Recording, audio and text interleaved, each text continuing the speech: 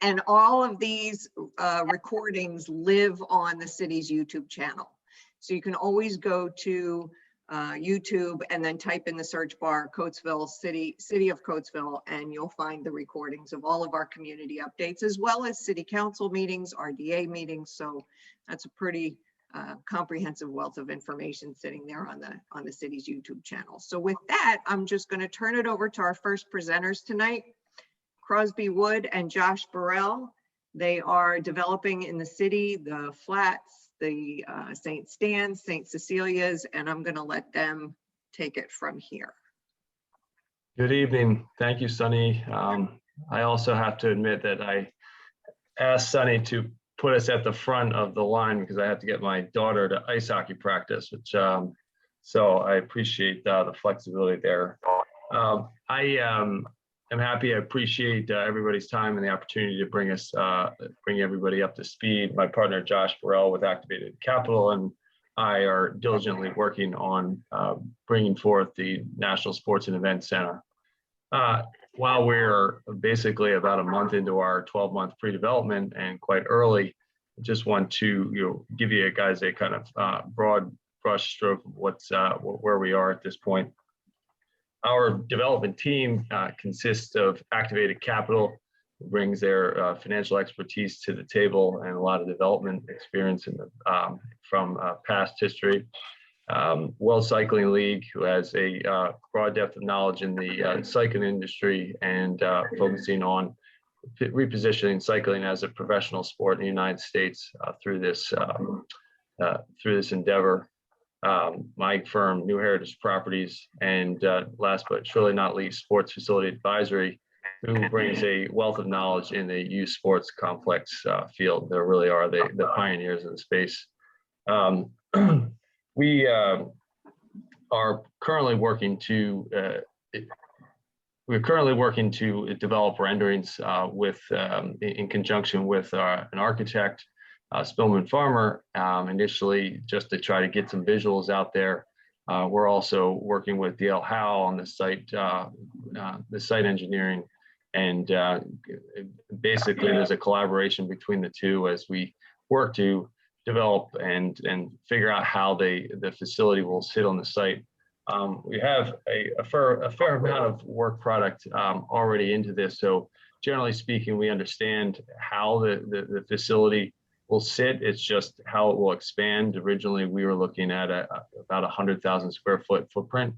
The facility will probably expand to about 150,000 square foot footprint, where it will not only house the arena, which the footprint is about 190 to 100,000 square feet, 140 plus thousand overall, but it also includes a 30,000 square foot court space, which will provide plenty of flex space for conventions and non-sporting event type of activities, as well as a 20,000 square foot family event center. So those are two key additional elements in addition to retail that will be faced along 30, and then also establishing other space for strategic partners, such as a medical partner that's yet to be determined. So at this point, we have a lot of work ahead of us. We're very excited to bring this facility on to the city. Personally, I've been in Coatesville working for close to 15 years now, and this is really a culmination of everything that we've been doing. So I applaud the rest of my team. I applaud the city and for their courageous support in seeing what we want to do for the city with the economic impact that we intend to create and all the opportunity that we intend to create for the future of the city. Secondly, we also intend to create significant demand that will help to perhaps create other opportunities yet to be determined on the site itself. So we want to consolidate as much impact as we can on the site and continue to have success in the city. So thank you very much. I know you probably have 1,000 questions and want lots of more information, but to be determined soon enough. We've got more to contribute here enough. And see Rick Mayer, who's with World Cycling. He's here with us. And I'm going to hang it over to, actually, and I see Denny Howell there jumping in. So from DL Howell. And so I'm going to hand it over to, and then I see Gary, another strategic partner with Economic Development Council. So there's just so many supporters and a number of folks that I see that you will be getting a call because this is a heavy lift, but an important lift for the community. And it's going to take everybody rowing in the right direction. And I, for one, will ensure that everybody benefits from the construction of such a facility. So we appreciate the support and, again, just the support in helping us make this happen. So I will turn it over to Josh. Well, thank you, Crosby, and thank you everyone for joining and just very much appreciative of all of the support. And as Sunny mentioned, we're looking forward to seeing everyone in person. We can't, stress that enough. It's beyond that time, and we have a ribbon cutting coming up that I wanted to share with you at the end of these brief comments as well. But we're also joined with Praveen Panwar, which is Mr. Activated, another partner at Activated Capital. So there's a lot of what Crosby has mentioned to do, and I guess I was just going to take a step back to say to how we got to where we are. And I'll share my screen if that's okay, Sunny, just for 1 or 2 slides. And a little bit more on the timeline. For the last 2 years, we've been making progress through residential and mixed unit housing in and around the community. So just about 6 months ago or almost a year ago, Revival Productions, just a performing arts theater group, is now active in the community, and it's just on Church Street there. And that with the next iteration of that is St. Cecilia's, and that is a church that was vacant at the time. It's on the East End, and we're redeveloping that into a community facility for weddings, hosting birthday parties, corporate events. There's a variety of need for individuals to come together, to be able to come together in person predominantly, and that is what we are looking to help facilitate. So Crosby also mentioned a little bit more on the timeline for the first 3 months. He was mentioning more on just getting a consortium of everyone who is able and interested in helping this development happen and making sure that it happens. And so we're within that first 1 to 3 months pre-development period. And after that, we'll look to try to build that out even further as the slide will showcase the design and the development and then the construction. So that is really where we are in a nutshell, and where we came from is a little bit more of how do we be able to reward and be able to at least acknowledge some of the successes that we've had. And so we have a ribbon cutting coming up, and it's an exciting event. It's 600 East Chestnut. It's on Wednesday, and we'd love for everyone to join. If you haven't received an invitation, there will be one forthcoming, but we'd love to see everyone there in person on Wednesday. So thank you.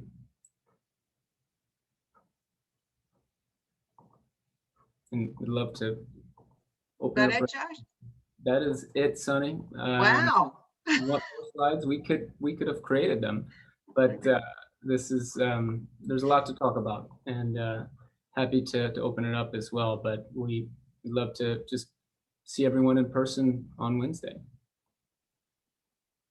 It's great. It's very exciting. We're excited to be there. And I can put that information in the chat for everybody or Josh, you can, if you want to put the invitation in the chat, you can take care of that. Yeah. So next up, and as is our process here, we typically hold all of the questions toward the end. If you have any questions, you can put them in the chat, or toward the end of the program, you can sort of wave and raise your hand. But we like to keep the program running along, so we'll hold all the questions till the end if that's okay. Next up, Stephen Shin and Lane Udis. They are with Mark Lane Development Company Properties, and they are working on Midway Arts and the new record building. You guys want to take it? Sure. So I'll talk a bit about the Midway building first, just a few updates. We are beginning the process of starting to work on our 5th floor. That's the last of our floors for leasing, which we were able to do after full development of the 1st through 4th. We're also working on, some more tenant related outside of tenant spaces work, which is a new access system for safety and security of the building, which should be coming within the next few weeks. Our elevator, passenger elevator, which we're all very excited about, should be coming in the next month as well. And along with that new entrance system, our entrance will finally be open. And then on our 1st floor, we have a couple spaces available. We've been working along with Sunny and hoping for a more public-facing tenant there in terms of retail or food related. We'd love for this building to be accessible to all during our daily hours, so that people can flow in and out, visit the various businesses, maybe get a bite to eat at whatever business is located there on the ground floor. So we are still looking for someone for that spot. Otherwise, everything is going very well, and we are turning our focus as well to the record building, which I think Stephen will talk a bit about now.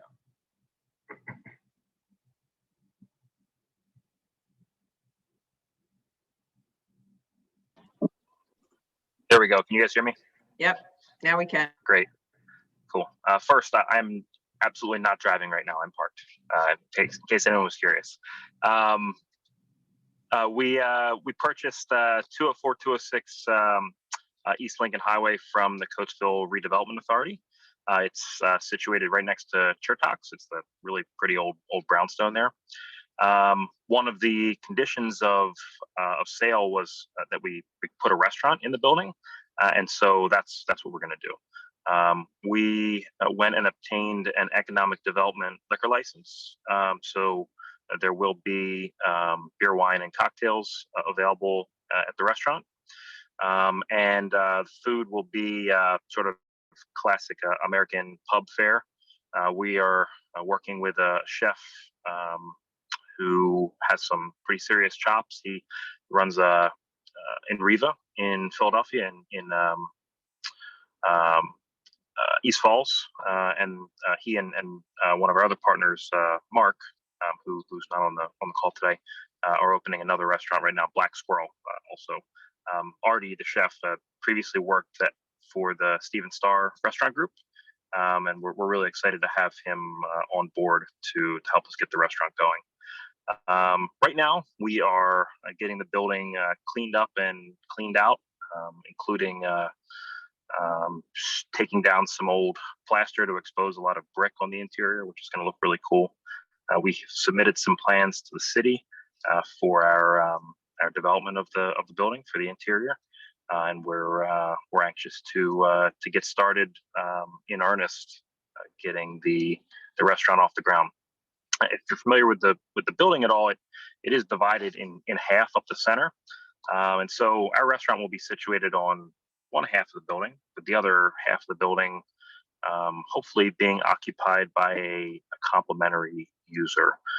We are in talks right now with an entertainment use tenant for the other half, and once we have a signed lease locked in, we will we'll make a formal announcement about what that's going to be. But it's something really exciting that should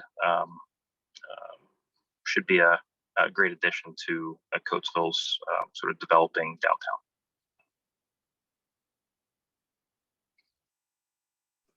Happy to have you guys here. Thanks for everything you're doing to rebuild the downtown. And we're going to save all of these questions. There are a couple of questions coming in the chat, but we're going to hold off on those until the end. Right now, I'm going to turn it over to Gary Smith with the Chester County Economic Development Council. He's going to give us an update on what's happening with the Coatesville Courtyard Marriott. Gary? Spot. Thank you, Sonny, and thank you all for tuning in this evening. My name's Gary Smith, and I serve as the president of the Chester County Economic Development Council. And many of you know us for many different reasons throughout the many years we've been serving the needs of business community and the citizens of this county. It's been a pleasure to sort of work on a project about almost 10 years ago now, which was for the Coatesville and Associates. And as everybody kind of knows on the phone or on the Zoom call this evening, unfortunately, the hotel, the Marriott Hotel, as we know it as, is closed.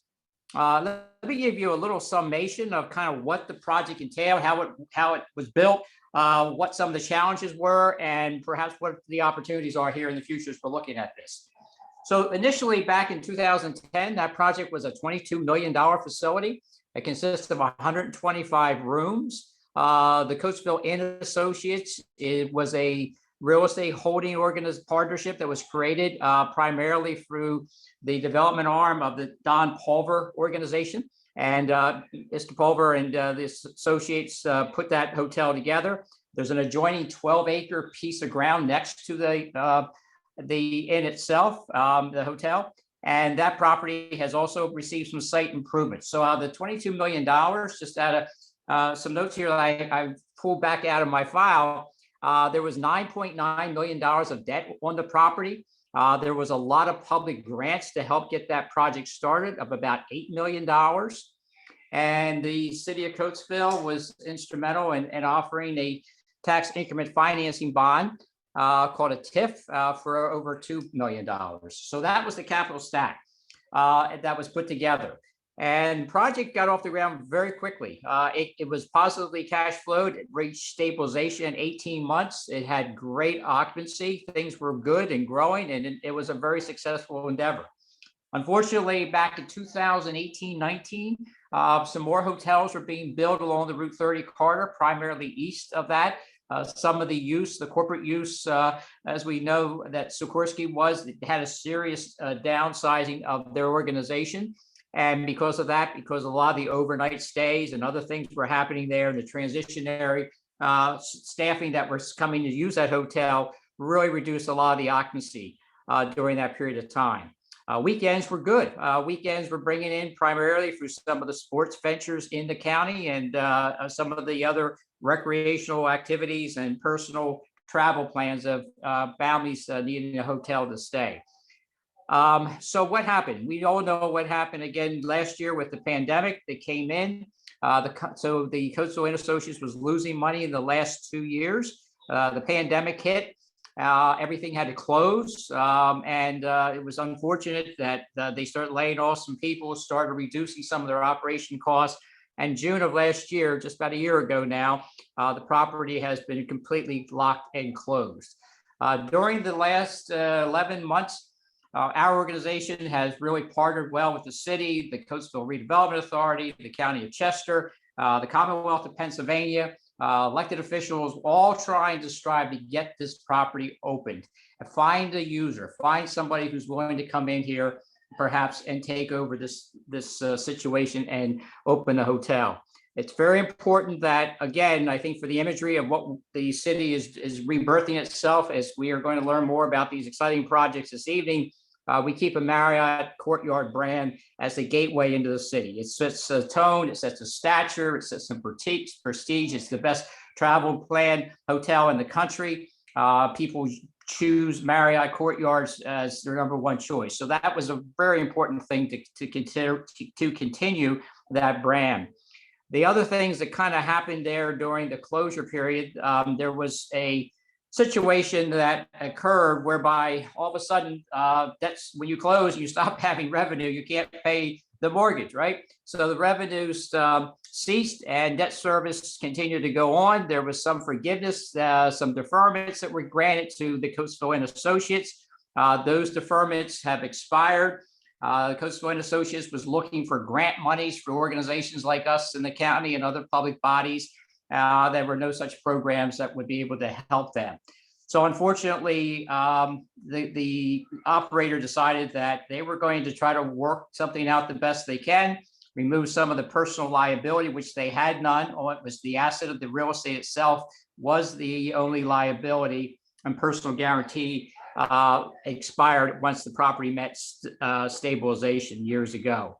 So we have been working on two things. One, the first mortgagee, our organization, the Chester County Economic Development Council, through its sister organization, the Chester County Industrial Development Authority, has arranged for a HUD 108 loan, which is through the Department of Community Development from the county's office, who has access to a program through the federal organization called the Housing Urban Development. As HUD is better known as, and under that program, Section 108 of the specific law allows the county to borrow against its community development block grant. And there was a loan that was made, and the outstanding balance of that loan today is about $2.5 million. That's the second lien on the asset. The first mortgagee was a private institution, a bank, who had about a $3.5 million loan. So when we were working our deferment with, and the county was able to step up, and actually this is the money that was being paid to HUD. The county wrote a check to keep that loan current with HUD, and until we could get a deferment. So that was in place. The private bank also decided they would be patient, and they were for about 4 months, 5 months. And obviously the regulators come in and say, what are you going to do to satisfy this? There is no plan since the property was closed, with no plans to reopen. So what happened was the bank decided that they would sell their note. They did. It was bid out and do a public auction online. The note was purchased by an individual from North Carolina, and who has a hotel portfolio, and he has acquired the note. Which means that he now owns the property and has control because he's in the first lien position. He has subsequently filed for foreclosure on the property to extinguish all the other debt that's behind him. And he would end up basically controlling this property for maybe $3.5 to $4 million, which is what we believe is what the outstanding accrued amount is. So the foreclosure is scheduled by share sale July 15th. Of this, coming up here very soon, within the next, 45, 50 days. So we are very earnestly working hard to figure out what is our plan here. The best alternative is it's a legal process right now that's going through, making sure that we can control the property next door. The Coastal Redevelopment Authority has been very cooperative and aggressive to try to get control of that 12-acre piece. There's also a $1 million outstanding grant that is still on that property that can be pulled down for the development of that site. All the infrastructure is on that property, so there is value there. And hopefully this entire parcel can be sold as one unit and the new developer can come in. We are working with several interested parties. Our best option right now is to bring one of these new parties to the table and work with them in a spirit of cooperation. Where we go into the sale and hopefully work to protect the interest of the county's loan, to protect the interest of the RDA as well. And that's the direction we're moving. And so far, there's been good progress made on that front. There's also some opportunities to discuss, how we perhaps can resolve this issue with the purchaser of that first mortgage. Somewhere in the future. So we are optimistically looking forward to getting this property resolved, and something will happen there, presumably within the next, 45 to 50 days. So with that, maybe some additional questions, but at this point in time, that's all I can really share with the audience at this moment. Gary, thank you so much. Obviously, there's so many layers to this concern, and so many complexities. We really appreciate the EDC and all the work that they're doing to try and make sure that anchor, most important property right there stays a reputable flag. It's really important for the city. Yes, so it is. Thank you. Very welcome. Thank you. Thanks so much. And again, we'll hold the questions till the end, but really appreciate you explaining that, because there's just so many layers to it. Okay, so we're going to move. We're fortunate to have Carolyn Johnson here. She's on the board of the Coatesville Public Library, Coatesville Area Public Library. Carolyn, you want to tell us what's up over there? Certainly. Thank you so much on behalf of the Coatesville Area Public Library Board of Trustees for this opportunity to update the community on the progress that we have been making. As all of you know, Coatesville area is a diverse community that includes multiple ethnic groups and cultures, high and low income households, the elderly, the young, all with needs that our library is working hard to meet.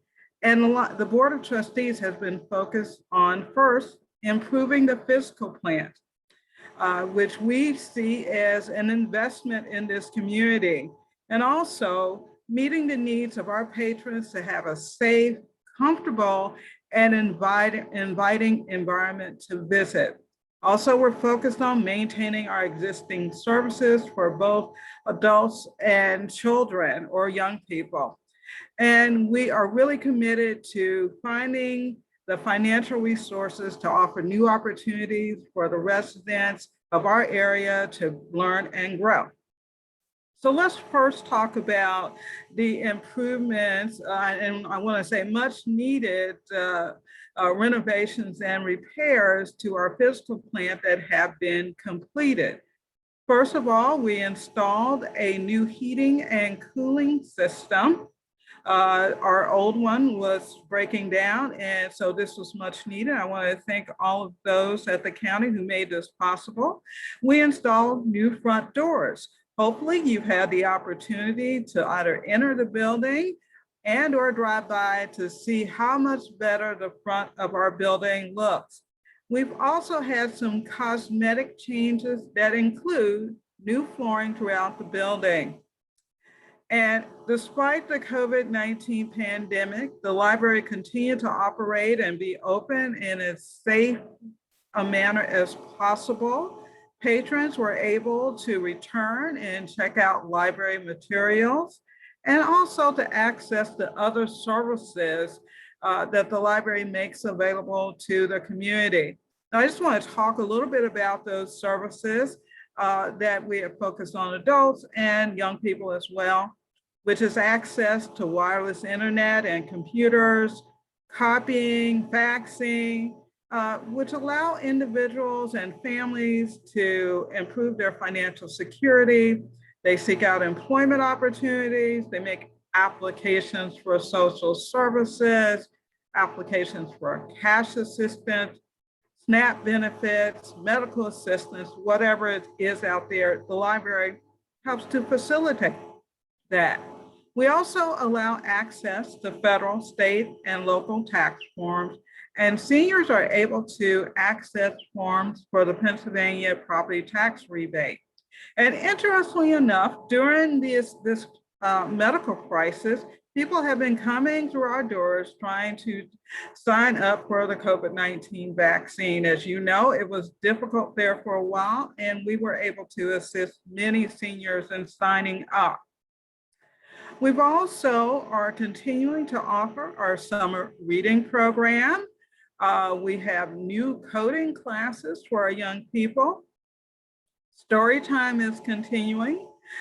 Tail Wagging Tutors is one of the programs that we're offering for your young people. There's a reptile program. I don't plan to be around when that program is being presented. And also just a place to study. The trustees are also looking at the future needs of this area, and we're busy making plans and seeking out funds to renovate and improve the infrastructure further. First of all, we want to improve access for all library patrons to the lower level of the library. Many of you know we have a community room down in that area that is not accessible for all, so we want to offer that accessibility. We're also looking at some more cosmetic changes that include, but are not limited to, a new circulation desk. We also want to see some improvements to our public bathrooms. And we think that those additional improvements will go a long way toward making our library more inviting and comfortable for our patrons. We also want to hire some full-time staff. Many of you may know that we only have one full-time person. We're hoping to hire additional staff that would be full-time to help us diversify our community partnerships, meaning we want to work out there with all of you who are helping to improve this community. And we also need to hire technical staff to improve both our virtual and in-person outreach. We'd like to hire some additional full-time staff for some more adult programming for financial, civic, and literacy advancement. As you can see, the goals and the purposes of the Board of the Trustees and the staff is to continue to be the best library for this community and to work to advance the community of Coatesville and to allow for its continued growth and development. I also want to mention that, and I think you're going to hear a little bit more about this later, that the library is hoping to coordinate a fun race walk through the city at the Grand Prix lunch break. The event would be a themed fundraiser for the library with an opportunity for the community to run or walk the race course. We're not quite ready with all the details, but they will be coming. Again, thank you so much for this opportunity to update the community on what's going on at the Coatesville Area Public Library, and hopefully we'll see you all there in person soon. Carolyn, thank you so much, not just for this update, but for the exciting things that you're driving at the library. That it is such an anchor point for the city, not just a physical location anchor point, but just a social location. And appreciate your volunteer leadership. And obviously we adore Penny and we're so glad to have her as part of our community. So please pass along our thanks to her as well. Thanks for the update. Really appreciate it. So Mike Kissinger is on the line and he's up next and he's going to give us an update on the Coatesville train station. Mike, it's all you. Hello, everybody. Everybody hear me okay? All right. Like everybody on this call, I'm very honored to be on this group and be able to talk to you guys yet again. There are so many people on this call and on this platform that have made so many strides in Coatesville, as well as the train station itself. And so it's very easy for me to present this, but it really is a collective entire group that is going into making this work. And so proud to present these things, but really it's all these people in the room that deserve a lot of the credit for them. Sonny, is it okay if I present? All right, let's see. Everyone's still here, okay? All right, so Coatesville's been in the news. Coatesville's been, and the train station has been very much in the news. You see these headlines about the different funding sources and about the different articles about the train station and about SEPTA. And again, that's thanks to a lot of these people on the call today. This has been a lot of, and I can't take credit for this kind of publicity. This is really, these people on this call really trying to push this along and make sure that Coatesville gets recognized. So going back to the existing station, right? So just for a little bit of a time lapse, it's nice to see what HBO can do to the station, but yet, it's been making Coatesville and it's made its way to, I guess Saturday Night Live even. So with Delco accents and Wawas and all kinds of fun little headlines.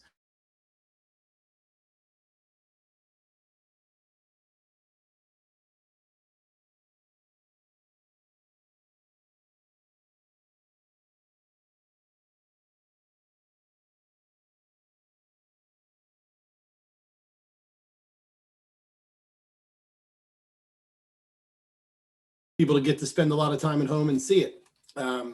You know, there's nice new bike lanes through there. You can see this bottom right picture, that's 4th Avenue, right at the corner of Lincoln Highway. And of course, the upper picture is 3rd. 3rd Avenue was designed by HDR and completed, I guess, a few years back, I guess. And again, 4th Avenue just finishing up. So we're gaining momentum from there, and with everybody's help in terms of the funding, and you know, just taking a look at what our overall goal is still, is we have a train station positioned right at 4th Avenue and Fleetwood. And we have a large parking garage in the center that the RDA has really taken a stronghold on and trying to work through, with some private developments on the side. So the train station project itself is relocating Fleetwood, creating these access points to the track with platforms. So there will be elevators at that location, staircases, ramps, and so on, so that it's accessible. And but this platform project, track project, Fleetwood relocation is moving along very well. So what the station will look like in the future there, and that's off the Plan the Keystone website at 4th Avenue. And so you can see that's the elevator core. 4th Avenue converted to a pedestrian access way, which today it's a vehicular road, but it's a very narrow vehicular road. We will be installing, and one of the things that we're working through design now is a liner system that goes underneath that tunnel. So that way, you know, it'll be structurally stable for the, you know, the lifetime to come, as well as, you know, kind of fixing some of the drainage and stormwater, you know, drips and things on top of you as you walk through it. So our goal here is to make that station as inviting and accessible as possible. And so we're going to go a long way with that facility there. Those platforms, and this is one of the good moments, is that, again, we are pretty much done the design. The design is everything done. We're making some final tweaks to that tunnel. We're making some final tweaks to the track. But I believe that this station will be bid very soon. And again, the bid, that project that we're referring to, if I go back a slide, is to talk about the Fleetwood Road relocation, everything that's kind of north of Fleetwood in terms of the station platforms and the elevators and so on. So we've been working with, you know, obviously the RDA, PennDOT, and Amtrak, trying to work through all of that. We've also been coordinating all of these designs with SEPTA, and are, you know, excited to see it, you know, finally go to bid and to get moving with shovels in the ground. So apologize here, getting a phone call. Somebody thinks I'm working. And there's a rendering of what the parking garage in its original design has looked. As we've worked with the RDA and with Sunny and the teams to come up with funding with the county and so on. Again, so many players that have gone in to try to help move this along. We've looked at different options about sizing this garage and the different features on it. But this was the original rendering, so I wanted to show that here. And well, let's see if it lets me move forward. Lastly, again, just talking about that, the private development on the two sides. We have had interest, and every time a shovel hits the ground, we continue to have more and more interest. We have currently showing a multifamily residential building on the west side and an office building on the east. However, you know, please, if you have ideas, you have thoughts, any developers out there who would like to get involved here and get in while the action's still brewing, you know, we're all ears. You can contact pretty much any one of us. You know, I see James is on the call. I know the county's on the call, Sunny, anyone. So we're open to all kinds of suggestions through here, but we do have interest, which is nice. So Sunny, I don't think I did anywhere near 10 minutes, but I apologize. But that's the quick update. No, that's okay. Just a couple of points of clarification. You said it's going out to bid soon, and the hope is that we'll be we'll start construction relatively soon after it goes out to bid and the bid is awarded. But it is a 2 to 3 year construction timeline. So we want to make sure that the community expectations are right and are there. So 2 to 3 year construction timeline until that station is up and operational. We will continue to be serviced by Amtrak at the old station at the corner of 3rd. The second piece I want to touch on, Mike, if I can jump off, is that this garage the cost is approximately $13 million. And the team here on the ground that Mike referenced, the RDA, the city, and pretty much everybody in the pool is working to amass the capital to build that garage. And we have, thanks to our elected officials, I see Julia Loving and Michael Hartman are on the call. I'm sorry I didn't recognize you guys at the beginning from Senator Comita's office, but Dan Williams and Senator Comita have both been so supportive when it comes to accessing some of these grants at the state level. And we're also applying at the federal level as well. So Scott Nelson from Chrissy Houlihan's office. I can't, everybody has been so incredibly helpful and I think we are, and the county, I can't miss you start listing them and you're always going to miss one. So the county commissioners have awarded us their community revitalization program funds to support the construction of this garage. And we are inching our way to that $13 million cost of the garage. But our hope is that we will be able to have it simultaneous in construction with the garage or with the train station so that it all goes up at the same time. And also to reiterate Mike's point, when we look at those two private development sites, the redevelopment authority is very flexible when it comes to those sites. So if we find the right developer for the right project, we're willing to sort of, if we need to shift the garage to one side to access a little more real estate on one side, we can do that too. So there's a lot of flexibility around the development, but James and I are working actively to secure some developers for that, and having those conversations are ongoing on behalf of the RDA. So again, if I missed anybody who has been helping us with those grants and those acquisitions, everybody's been on board, no pun intended. So thank you, Mike, and thanks for all you do for the city of Coatesville and specifically this train station project. You're a big part of the team. Well, honored to be part of the team. Honored. So last but not least, I'm going to turn it over to Councilman Ed Simpson, who's represents the west end of Coatesville. Ed, you want to talk about what's coming up in September?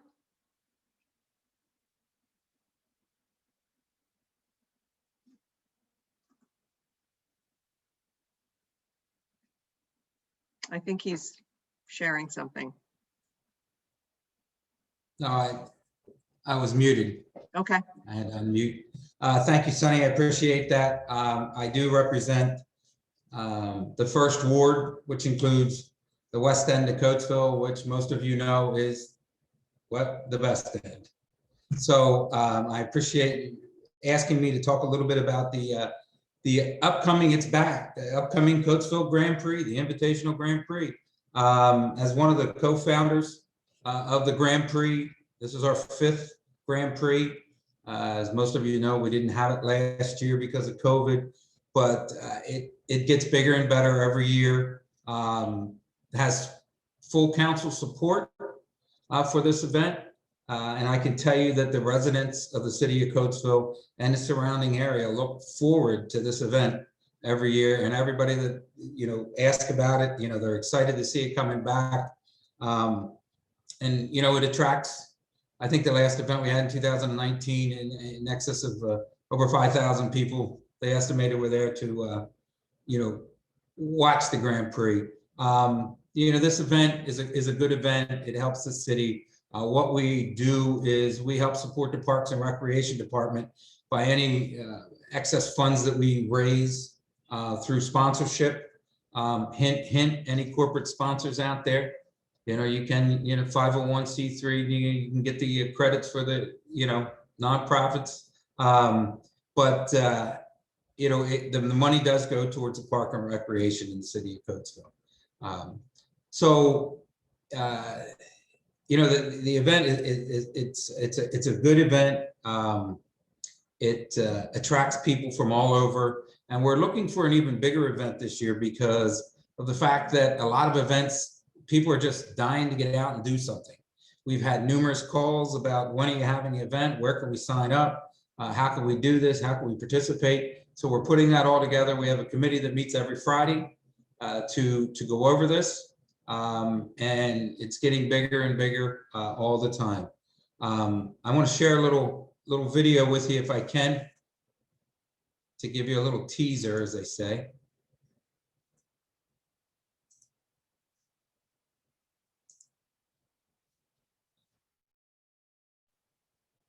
Let me know if it's, there we go.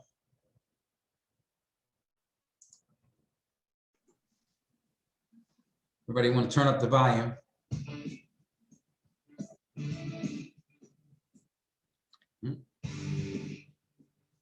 It's not sharing, Ed. Oh, it's not shared? No, we don't have it. Oh, There we go. For older vintage sports cars. okay, let me start all over again.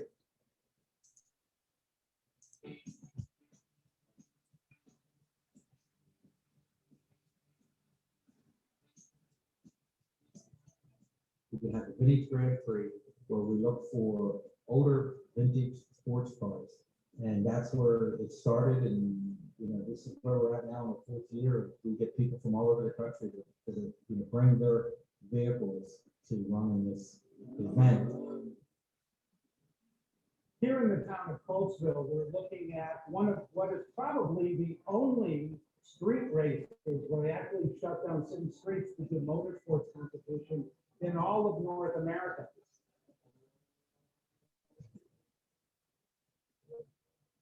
I've been at the Coatesville Grand Prix every year since it started. It's a fun event, great people. Any Saturday you can get out in a race car and drive around the street. Great deal. It was such a great event. Kind of the Pittsburgh Vintage Grand Prix, and this is just a great event. And beautiful cars, excellent people, and it's nice to go back and classic machinery. It is a vintage race, if you will, meaning that it has to be older cars of various types that are invited. Not everybody can come here and run if they want. They have to apply to be here. Most of the time we're on racetracks, and so being in the town, you know, gives a feel of it's like you're at a European Grand Prix, and so it's great that the city puts this on. Everybody here has a blast, and that's why I come back every year. Look at this street area. Look at the pit and paddock. There's very few places in the world in a motorsports event where you can actually, as a person, without buying a ticket, walk into a pit and paddock area, mingle with and talk to the drivers, the mechanics. That doesn't happen at almost any race course anywhere in North America, but you can do it here in Coatesville.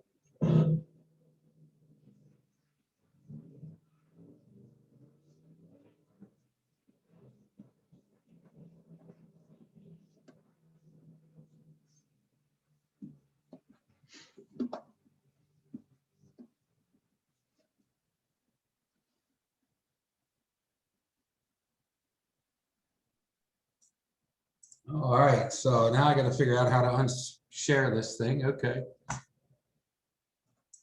Sometimes, you know, in my age, I'm technology's challenged. I struggle with it a little bit, but I think we got through it. I hope everybody got to see it. It's an exciting time. It's exciting to have everybody back and, you know, welcome everybody to come. And if you'd like to help volunteer, we're looking for volunteers. But just come out and participate by watching the event. It's a good thing for the city of Coatesville, and we're very excited about it. You know, one of the other things that I wanted to share today was we're talking about, you know, all the new companies coming into the city of Coatesville. Well, today I had the opportunity to take a little quick tour of Sue Springsteen's building at 190 West or Lincoln Highway with the H2O Connect and I have to tell you, it is awesome to see how they took that old Geo Carlson building that's been here for years and integrated into the new building. The transformation where it transferred from old to new is amazing. And my hat's off to Dave Wilson, Sue Springsteen, and that whole group and everybody involved in that. You know, all the contractors, everybody. I'm sure that she'll have an open house and everybody will get the chance to come out and look at it. But I can tell you, I mean, you know, I called Sonny right after the little tour and I said, man, wasn't that great? I said, that's awesome. So, you know, hopefully, you know, good things, big things are coming to Coatesville. And I really appreciate all the things that all our county officials, state officials, federal officials, all the help that have given to Coatesville over the years, and hopefully will continue to give us all this help and all the good work that you know, Sonny does at Second Century, Gary Smith with the Economic Development Council, and you know, Representative Williams, Senator Committee, everybody, county commissioners. I want to thank everybody, and you know, that's about it. I didn't use my 10 minutes. You know, normally when somebody says you have 10 minutes, they know me. I'm going to take 12, but we'll cut it short tonight, and we'll let everybody go home. I appreciate it. Well, we appreciate City Council involved in this as well. So everybody's a part of the bigger team. I'll share this. This has been one of the majority of council that we have right now. They're you know, the great, all council it's great to work with, and I really enjoy, as you can see, this is my 5th term. The end of this, it's 20 years, you know, so I'm done after this, I think. Who knows? We'll get your gold watch ready. Thank you. So I want to say thank you to all of the presenters. There is only one question here in the chat that I see, but if everybody wants to look at the chat, Josh Burrell actually put a link in there to the invitation for the ribbon cutting next week at Midway Arches. So I urge you to, if you can make it at all possible, be at that event. There will be refreshments, but just to see what they've done with that space is just absolutely incredible. So I would encourage you to try and make it if you could. But the only other question here in the chat is about parking. When Stephen and Lane were talking about the record building, there was a question about how we're going to manage the parking. And I want to just say that we are working, not only are we working on amassing the capital to build the parking garage at the train station, we're also working to create a citywide parking strategy. And we recognize with the growth that we're promoting and we're trying to see, especially in the downtown, that's going to have an impact on parking. And we know that we're going to need to manage it. And be strategic about managing it, because it's also going to impact, the spillover impact will hit all, you know, the residential neighborhoods as well. And so there is parking, there's plenty of on-street parking.